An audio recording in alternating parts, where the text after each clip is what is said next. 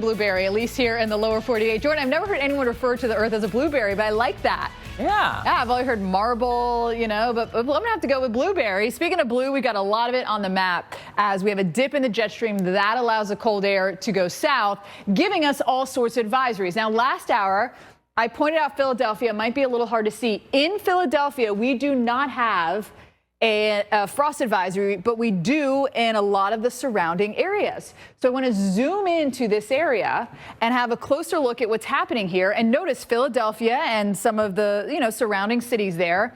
No frost advisory. Well, this is what you call urban heat island effect. And so because you're in a city, you have a lot more buildings, you have a lot more cars. It's a lot warmer in a city, so it doesn't get as cold. And we can show you Philadelphia's at 45. Well, now we're warming up. This, though, was at 33, I will say, at last check. So, Veronica, I think we're starting to warm up here, and that's so it's kind of messed up our numbers. But Pottstown was in the 30s this morning, and you can still see Wrightsville is a little bit cooler as you go out in time here for us. But that sun is coming up, and so that's going to even things out a little bit for us. But otherwise, we do have those cooler temperatures all the way down to Nashville, Memphis in the 40s.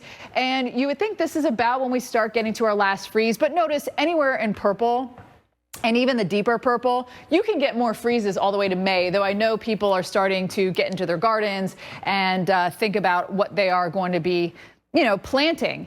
And here's the thing, the trees are already blooming out. We are some 20 days ahead of average here from the Midwest on into the plains. Anywhere you see that deeper red, that is where we are above average when we're talking about our tree leaf out. And one of the reasons is it's been so warm. Obviously, we're feeling the chill today, 5 or 10 degrees below average, and our temperatures will be below average here across the board. Caribou, we should be at 51 degrees.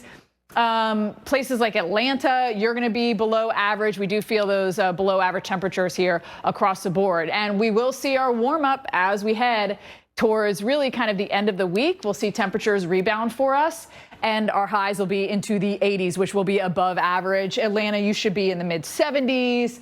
New York, we should be in the 60s, not into the 70s. So we'll bump up above average here. Today to Sunday, I mean, we are literally just flipping the numbers and going up some 20 degrees in a lot of locations. Nashville, Atlanta. I mean, at least this weekend will be sunny and warm because last weekend, or this past weekend in the South, Jim, across really a big chunk of the South, we had clouds and showers. Yeah, I mean, we went from cooling it down. We are celebrating Earth Day here on Pattern, your home for the latest news in climate change and sustainability. I'm Jordan Steele. And I'm Steph Abrams. This hour, we've been highlighting a battle we're all playing a part in. Planet versus plastic. And we've told you about how millions of tons of plastic goes into the environment and especially the ocean every year. Yeah, now's the time we get to look at some solutions for all that waste. There are bigger outfits, though, I feel like across the board, right? With all of our plastic, it should just be totally reused. And then when that chair breaks down or when the freezer breaks down, then you reuse that again. Correct. And more companies are actually going to collect this plastic for us to use. Plastic cleanups happen all over the world. We know this. Yes. So let's take you to Miami Beach, where a volunteer group just hit a milestone in its mission to clean up plastic. It looks like is even more remarkable. 100,000 pounds of trash. It's all little and very light. So that just tells you add all that up? Right, but I mean, usually you think, oh, that's not a lot. But when you think about tiny little light pieces, that's a lot. It's taking a long time. Yeah. Well, straws, bottles, sure, those are obviously plastic, yes. But what about chewing gum? Welcome back to Pattern. On this Earth Day, we are exploring the theme, planet versus plastics. And the thing about plastic is it is so hard to get rid of. Most of it is still out there, not breaking down, but just getting smaller and smaller and smaller and smaller and smaller, right? Pattern Climate science producer Allie Van Fleet has more on these microplastics, as you call them.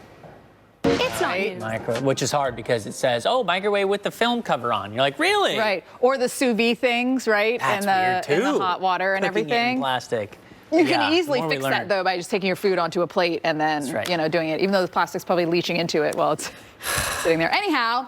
Let's get a weather update. Yeah, let's get a weather update. See what Felicia's got in store for us. Man, that's like, it's like, breath. How do you get away from the plastics? Also, April over the same areas. 'Tis that time of year, but it's not great when people are still recovering from the storms last week. I know, it is. All right, Felicia, thank you. Guys.